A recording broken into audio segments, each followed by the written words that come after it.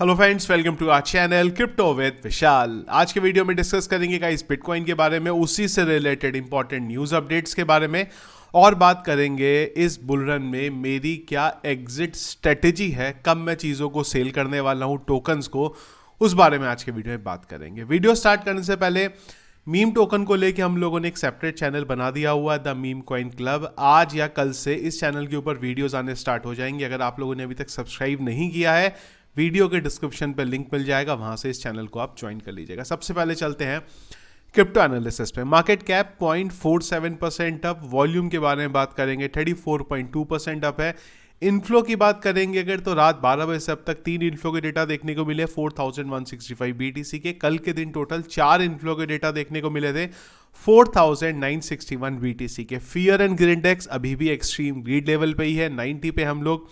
पिछले 1 घंटे के सेंटीमेंट्स की बात करेंगे आप, वो बाई के तरफ है, और अगर हीट मैप देखेंगे तो मिला जुला देखने को मिल रहा है। बीटीसी 0.98% अप, इथीरियम 0.57% अप यहाँ पे चल रहा है। बिटकॉइन की बात करेंगे, जब वीडियो बना रहा हूँ बिटकॉइन के करंट प्राइस है 91,484। और बहुत अच्छी चीज़ अभी मार्केट में ये देखने को मिल रही है कि एक एरिया है, जिस एरिया में अगर आप देखेंगे बिटकॉइन यहाँ पे चल रहा है। और मैंने पहले भी आपको बोला था ये बहुत पॉजिटिव चीज़ है हमारे लिए, क्योंकि जब हम यहाँ से ऊपर जाने वाले हैं तो यही एरिया होगा जो हमारे लिए सपोर्ट का काम करेगा। और अगर बिटकॉइन किसी भी एक एरिया पे, रेंज एरिया पे चलता है, तो वो हमारे लिए काफ़ी ज़्यादा बुलिश होता है। इसके अलावा मैंने आप लोगों को एक और चीज़ भी बोली थी कि इस वीक में इंपॉर्टेंट रहेगा ETF का डेटा।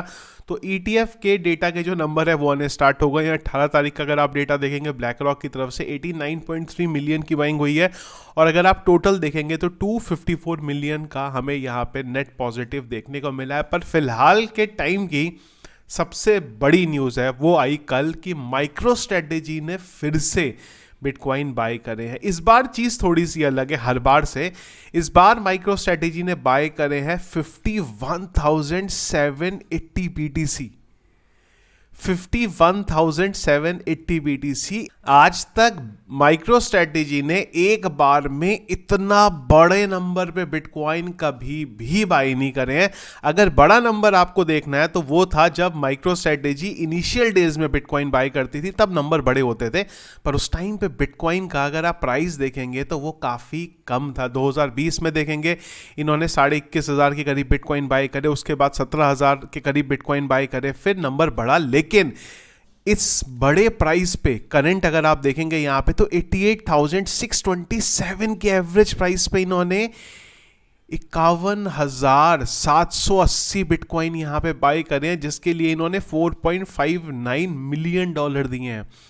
करेंटली अगर आप माइक्रो स्ट्रेटेजी की बात करेंगे तो एवरेज प्राइस बढ़ के इनका $50,000 के नियर अबाउट यहाँ पे आ गया हुआ है। और अगर टोटल हम लोग देखें करंट प्रॉफिट तो वो है इनका $13.77 बिलियन का। आप समझिए कि हम लोग बात कर रहे हैं यहाँ पे बिटकॉइन के करेक्शन की, कि यहाँ से बिटकॉइन का प्राइस करेक्शन देखता है वो हमें मिल सकता है। और मैंने आपको ये भी बोला था थोड़े दिन पहले, ऑल्ट कॉइन्स अगर बाय करने वाले हो तो थोड़ा सा वेट आप कर सकते हो। और उसके बाद अगर आप देखो कि बिटकॉइन नीचे भी आया, पर हम कहाँ पे बात करते हैं बिटकॉइन नीचे जाएगा। और एक तरफ माइक्रो स्ट्रेटेजी है जो ये बोलता है कि मेरे को फर्क ही नहीं पड़ता, बिटकॉइन किसी भी प्राइस पे है, मेरे को फर्क ही नहीं पड़ता, मैं तो 88,000 पे भी बिटकॉइन को 50,000 से बिटकॉइन बाय करूंगा। तो माइक्रो स्ट्रेटेजी बिल्कुल क्लियर है, जैसे जैसे पैसा आएगा हम उसको बिटकॉइन पे डालेंगे, हमें फर्क ही नहीं पड़ता इस बात से कि बिटकॉइन का प्राइस कहां जा रहा है। तो आप समझो किस तरीके से चीजें चल रही हैं और ये क्यों माइक्रो स्ट्रेटेजी कर रहा है। इसके पीछे एक बहुत इंपॉर्टेंट चीज है, वो है अगला अपडेट।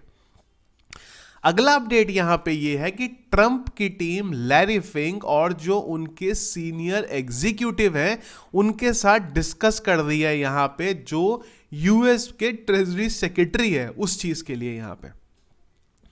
तो आप समझ रहे हो किस तरीके से चीजें चलने वाली हैं कि जो हम लोग अभी तक यूएस में नाम सुनते थे ना कि इनके ट्रेजरी सेक्रेटरी ये हैं, चाहे हम लोग गैरी गैंसलर की बात करें, आने वाले टाइम में वो सब बदलने वाले हैं और उनकी जगह पे आने वाले हैं प्रो बिटकॉइन लोग। वो लोग जो क्रिप्टो को पसंद करते हैं, जिन्हें लगता है क्रिप्टो करेंसी फ्यूचर है। मुझे लगता है अगर माइक्रो स्ट्रेटेजी के माइकल सेलर को अगर किसी इंपॉर्टेंट डेजिग्नेशन पे बिठा दिया ट्रंप ने, तो ये क्या करेंगे क्रिप्टो को लेकर। तो ये सारी चीजें आने वाले टाइम में है। और माइक्रो स्ट्रेटेजी का इतना बड़े नंबर पे बाय करना, कहीं ना कहीं ये इंडिकेट कर रहा है कि माइक्रो स्ट्रेटेजी बिल्कुल तैयार है। और अगर आप देखोगे ना तो टोटल ये करीब करीब आप देखोगे तो इन्होंने 90,000 के करीब बिटकॉइन बाय करे हैं। ये पिछले 9 से 10 दिन के अंदर 90,000 बिटकॉइन माइक्रो स्ट्रेटेजी ने। तो पूरी चीज़ें इंडिकेट कर रही हैं कि आने वाले टाइम में सारी चीज़ें बदलने वाली हैं। जो लोग अभी भी समझ नहीं पा रहे हैं बिटकॉइन को लेके, उनको बहुत जल्दी समझ में आने वाला है कि कितनी बड़ी गलती उन्होंने करी है पास्ट में, और अभी भी वो कितनी बड़ी गलती यहाँ पे कर रहे हैं। इसके अलावा इंडिया से रिलेटेड एक अपडेट है। क्या इस अपडेट का कोई मतलब नहीं है, पर क्या चल रहा है इंडिया में मैं आपको वो बता रहा हूँ कि ग्लोबल लेवल पे क्या चीज़ें चल रही हैं। यूएस का जो प्रेसिडेंट है वो क्रिप्टो फ्रेंडली आ गया हुआ है और पॉलिसीज यूएस में चेंज हो रही है। और एक तरफ इंडिया में अभी भी वो लोग जिनके पास पावर है, जो आरबीआई में है, सॉरी जो मिनिस्ट्री में है, फाइनेंस सर्विस के डिपार्टमेंट में है, उनका अभी भी यही मानना है कि यार हम लोगों को अभी भी ना क्रिप्टो करेंसी को लेके समझ में नहीं आ रहा। आरबीआई भी ये बोल रही है कि बहुत ज़्यादा केयरफुल रही है इसमें, और हमें ना काफ़ी ज़्यादा सावधान रहने की ज़रूरत है क्रिप्टो करेंसी में। तो एक तरफ यूएस जैसी कंट्री में क्रिप्टो को लेके एक अलग पूरे का पूरा सेंटीमेंट बना हुआ, और हमारे वहाँ पे अभी भी जो गवर्नमेंट ऑफिशियल्स हैं उनका एक जो स्टेटमेंट है वो पूरे का पूरा यहाँ पे अलग बना है। पता नहीं कब जाके ये चीज़ें बदलती हुई हमें इंडिया के अंदर देखने को मिलेंगी। अब बात करते हैं यहाँ पे मेरी क्या स्ट्रेटेजी है, यहाँ पे एग्जिट स्ट्रेटेजी रहेगी इस बार की। तो देखो मेरी एग्जिट स्ट्रेटेजी में ना 3 तरीके के प्रोजेक्ट हैं। एक वो प्रोजेक्ट है जो मैं सेल ही नहीं करने वाला हूँ, जो मैं एक भी मेरा टोकन सेल नहीं करूंगा, यहाँ पे $1 का भी सेल नहीं करूंगा यहाँ पे, वो है बिटकॉइन। तो इस बुल रन में भी मैं बिटकॉइन को सेल आउट नहीं करने वाला हूँ, जितने भी बिटकॉइन पड़े हुए उनको मैं होल्ड करूंगा यहाँ पे। एक कैटेगरी मेरी वो है जिनको मैं इस बार सेल करूंगा लेकिन बचा के रखूंगा अपने पोर्टफोलियो में, जो मुझे लगता है अगले बुल रन में, इस बार के नहीं अगले बुल रन में भी वो रहेंगे। और एक वो प्रोजेक्ट है जो मुझे लगता है नहीं यार इस बुल रन में निपटा देंगे उन्हें, क्योंकि साइकिल ये बोलती है कि एक बुल रन के जो हीरो प्रोजेक्ट होते हैं वो अगले बुल रन में रहते ही नहीं है। जो साइकिल है वो यही बोलती है। पर कई लोग ऐसे हैं जो टोकन को खरीद के बोलते हैं यार 10 साल बाद बेचेंगे। तो मुझे लगता है ऑल्ट कॉइन्स में इतना बड़ा रिस्क लेने की जरूरत नहीं है। बिटकॉइन में अगर आप ये 10 साल 20 साल 30 साल की बातें सोचो समझ में आता है, बाकी ऑल्ट कॉइन्स में नहीं पता। तो बिटकॉइन को मैं सेल नहीं करने वाला हूं। इथीरियम, सोलाना, डॉज और टॉन कॉइन को, कई लोगों को सरप्राइज होगा डॉज कॉइन को इस लिस्ट में रखने का। अच्छा एक और चीज, ये जो प्रोजेक्ट आप देख रहे हैं ना बीटीसी है, Ethereum, Solana, Doge, Ton, Render, Stacks, ARB, Atom, Tia, OP, Pyth, Starknet, Audi, Manta, XAI, ये वो प्रोजेक्ट है जिनको मैंने ज्यादा नंबर में अपने पोर्टफोलियो में रखा है। बहुत सारे ऐसे प्रोजेक्ट हैं जो छोटे छोटे क्वांटिटी में, तो उनको तो मैं खैर छोड़ दे रहा हूँ, उनको तो देखेंगे जब बिटकॉइन $1.5 लाख के करीब जाएगा क्या करना है। जो मेजोरिटी में है मेरे पास मैं उनको देख रहा हूँ, जिसमें 2 प्रोजेक्ट से मैं बहुत ज़्यादा परेशान हूँ। 2 ही प्रोजेक्ट है जिनमें मैं लॉस में हूँ अभी। एक तो है यहाँ पे हमारा स्टार्कनेट जिसमें लॉस में हूँ मैं, और एक है हमारा XAI जो मुझे उम्मीद तो थी इस बुल रन में होगा, पर दोनों का ही बहुत बुरा हाल है। खैर होल्ड करके रख रहे हैं, मार्केट में जैसे रिकवरी देखने को मिलेगी मुझे लगता है रिकवर ये दोनों के दोनों करेंगे। तो इन 2 को छोड़ के बाकी सब में तो मैं ऑलमोस्ट प्रॉफिट में ही हूँ। कुछ है प्रोजेक्ट जिनमें जितना प्रॉफिट होना चाहिए था उतना प्रॉफिट नहीं है जो मैंने एक्सपेक्ट किया था। स्पेशली अगर मैं मानता की बात करूँ, मुझे उम्मीद थी कि काफ़ी अच्छा पंप करेगा, पर ये उतना अच्छा पंप नहीं करा है यहाँ पे। सेलेस्टिया ने काफ़ी अच्छी रिकवरी रैली दी थी हमें, $3 से हमने बाई किया था, $20 तक गया, ये भी शांत हो गया यहाँ पे। आर्बिटम और ओपी से भी उम्मीद थी, उनमें भी अभी तक कोई ऐसी रैली देखने को मिली, पर ये ओवरऑल आई बिलीव कि आने वाले टाइम के अंदर आपको सारे रिकवरी होते हुए देखने को मिल जाएंगे। हाँ, तो जो स्ट्रेटेजी है वो मेरी ये है कि बिटकॉइन को मैं कुछ नहीं करने वाला हूँ। Ethereum, Solana, Doge, Ton coin को मैं इस बार 50% निकाल देने वाला हूँ, बाकी का मैं इनको संभाल के रखने वाला हूँ इन चारों को, क्योंकि मुझे लगता है अगले बुल रन में भी ये प्रोजेक्ट हमें अच्छा करके देंगे। इथीरियम, सोलाना तो आप जानते ही हैं फेवरेट अपने रहे हैं। डॉज को इसलिए क्योंकि एलन मस्क है, और जब तक एलन मस्क है तो डॉज को लेके आने वाले टाइम में कुछ बड़ा हो सकता है। टॉन कॉइन या टेलीग्राम के ऊपर, और टेलीग्राम मुझे नहीं लगता बंद होने वाला है, तो ये मैं रखूंगा। बाकी सारे के सारे मैं यहाँ पे निकाल दूंगा इस बुल रन के अंदर। कब निकालूंगा मैं वहां पे, तो ये ना बड़ा सब्जेक्टिव क्वेश्चन है कि एग्जिट कब लेना है यहाँ पे। तो मेरे एग्जिट लेने के कई सारे बेसिक पैरामीटर्स होते हैं जिसके बेस पे मैं एग्जिट लेता हूँ यहाँ पे। पहला वो है कि मैं ये देखूंगा उस टाइम पे जब बिटकॉइन, सबसे पहली चीज है यहाँ पे, पहला इंडिकेटर है जब मार्केट में हर जगह पे क्रिप्टो करेंसी को बाय करने के बारे में बात हो रही है, कि जब मेरे जान पहचान के लोग मेरे से रीच आउट करना शुरू कर देंगे, यार ये क्रिप्टो करेंसी खरीदनी है, बिटकॉइन खरीदना है, मीम कॉइन खरीदना है, कहाँ से खरीदे। एक तो देखो पहला इंडिकेटर ही है, मजाक की बात नहीं है, सीरियस इंडिकेटर है। दूसरा इंडिकेटर ये कि जब बिटकॉइन मुझे लगता है $1.5 लाख के नियर अबाउट यहाँ पे 1.40 $1.5 लाख के नियर अबाउट जा रहा है, तो वहां से मेरा फर्स्ट इंडिकेटर स्टार्ट हो जाएगा कि हाँ अब ना थोड़ा बिटकॉइन काफी बढ़ चुका है, 69,000 से $1.5 लाख इस साइकिल में आ चुका है। अब यहाँ पे हम लोग जो ऑल्ट कॉइन्स को है निकालना यहाँ पे शुरू करेंगे। तीसरी चीज, वो ऑल्ट कॉइन उस टाइम पे किस तरीके से परफॉर्म कर रहा होगा। अगर वीक ऑल्ट कॉइन है, जो करेंटली जैसे वीक ऑल्ट कॉइन्स की अगर मैं बात करूंगा, यहाँ पे XCI और स्टॉकनेट है, दोनों के दोनों वीक ऑल्ट कॉइन्स है, तो ये मैं कोशिश करूंगा कि जो मेरी बाइंग प्राइस है उससे नियर अबाउट 2x पे मैं इनको निकाल दूंगा। 2x तो मुझे लगता है बाइंग प्राइस से यहाँ पे चले जाएंगे। जैसे पाइथ नेटवर्क है, पाइथ नेटवर्क का मेरा एवरेज प्राइसिंग जो है वो है मेरे ख्याल से 0.2829 के करीब बैठता है, यहाँ पे 2627 के निर्भर जो है पाइथ का बैठता है। तो ये मैंने इस बार ये 1.15 तक गया हुआ था। इसमें ना एक चीज और एग्जिट स्ट्रेटेजी में ये ध्यान रखिएगा, एग्जिट स्ट्रेटेजी ना दो तरीके से बनती है। एक तो वो मार्केट जब बुल रन आया नहीं है, जिस टाइम पे पाइथ नेटवर्क ने 1.15 का लगाया था उस टाइम पे बुल मार्केट नहीं था, मार्केट पहले से रिकवरी फेज में था, पर अब बुल मार्केट स्टार्ट हुआ, अब चीजें रिकवर कर दी हैं यहाँ पे।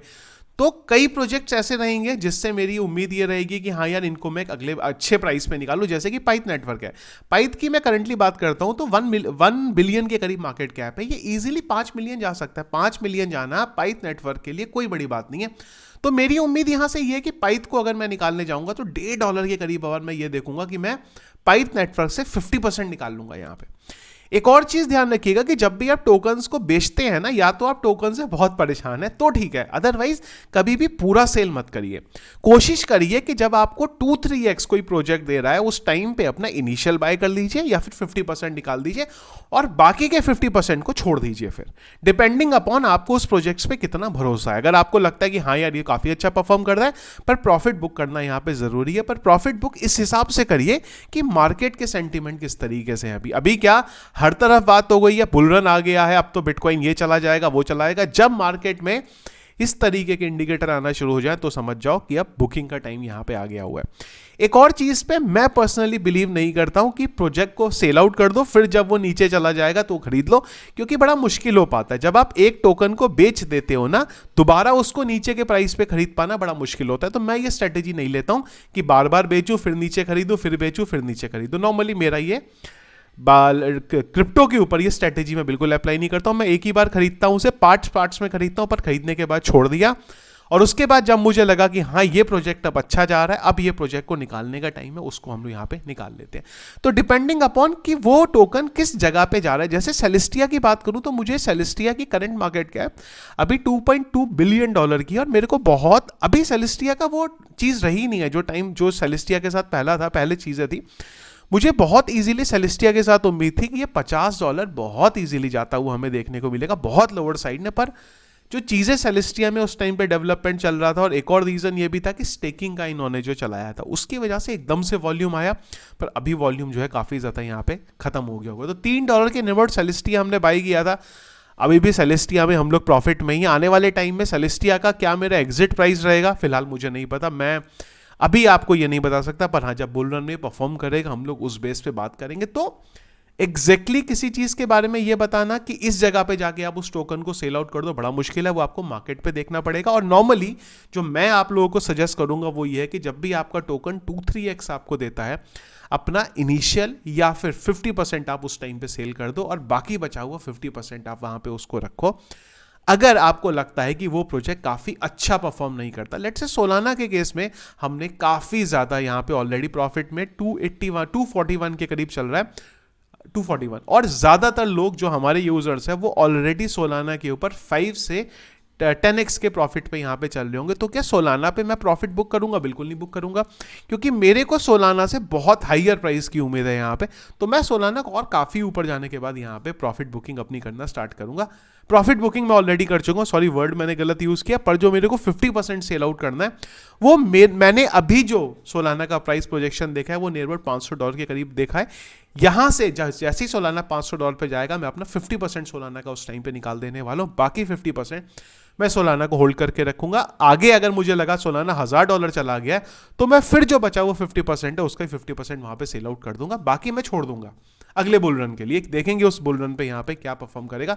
तो आपको एग्जिट स्ट्रेटेजी इस बेस पे बनानी पड़ेगी अपनी कि उस टोकन पे आपको कितना ज्यादा बिलीव है, आपने उस टोकन को किस प्राइस पे लिया हुआ है, उस टोकन का ऑल टाइम हाई कितना गया था, उस टोकन की मार्केट कैप कितनी है, कितना आपके प्राइस के अकॉर्डिंग उसकी मार्केट कैप जा सकती है। ये जब सारी चीजें आप देखेंगे तो आप वहां पे उसको एग्जिट स्ट्रेटेजी अपनी बना सकते हैं। डॉज को लेके पहले मुझे जिस हिसाब से एलन मस्क आए हैं, मैंने पर्सनल उम्मीद ये की थी कि $1 तक मैं डॉज कॉइन को पूरे का पूरा सेल आउट कर दूंगा यहाँ पे, पर अब मैंने डॉज कॉइन को लेके मेरी एग्जिट स्ट्रेटेजी चेंज कर दी है। मैं अब डॉज कॉइन को $1 पे 50% निकालने वाला हूँ यहाँ पे, बाकी का मैं बचे रहने, क्योंकि मुझे लगता है डॉज इजीली $1 जा सकता है यहाँ पे। अभी तो गवर्नमेंट आएगी, एलन मस्क पता नहीं क्या वहां पे डॉज कॉइन को लेके इंटीग्रेट कर दे, पर मैं डॉज कॉइन को अगले बुल रन के अभी लिए संभाल के रखने वाला हूं, पूरे का पूरा इस बुल रन में यहाँ पे नहीं निकालूंगा। $1 जाते ही 50% जो मेरे पास डॉज कॉइन की होल्डिंग पड़ी है वो सारी की सारी मैं यहाँ पे निकाल दूंगा। इथीरियम को मैं होल्ड करने वाला हूँ, इथीरियम मैं अभी नहीं निकालने वाला हूँ जल्दी, क्योंकि यूएस में इथीरियम को लेके काफ़ी चीज़ें हो सकती हैं, और भी कई कंट्रीज हैं जो इस बारे में बात कर रही हैं। हो सकता है इथीरियम आने वाले कुछ सालों के अंदर इजीली हमें $10,000 का मार्क भी क्रॉस करता हुआ दिखा दे, तो इसलिए इथीरियम को भी अभी के लिए मैं होल्ड करने वाला हूँ, पर थोड़े टाइम बाद इथीरियम को लेके देखेंगे किस टाइम पे हमें उसे निकालना है। बाकी आई गेस जो मैं आप लोगों को समझाने की कोशिश करी है एग्जिट स्ट्रेटेजी के बारे में वो आप लोगों को समझ में आया। कोई क्वेश्चन है, कोई डाउट है तो कमेंट बॉक्स में आप जरूर पूछ सकते हैं। वीडियो पसंद आया इसको लाइक जरूर कीजिएगा। चैनल में अगर आप नए हैं, फर्स्ट टाइम वीडियो देख रहे हैं, जरूर चैनल को सब्सक्राइब कीजिएगा। क्रिप्टो करेंसी मार्केट के रेगुलर अपडेट्स के लिए टेलीग्राम को जरूर ज्वाइन कर लेगा, लिंक वीडियो के डिस्क्रिप्शन पे मिल जाएगा। Thank you friends.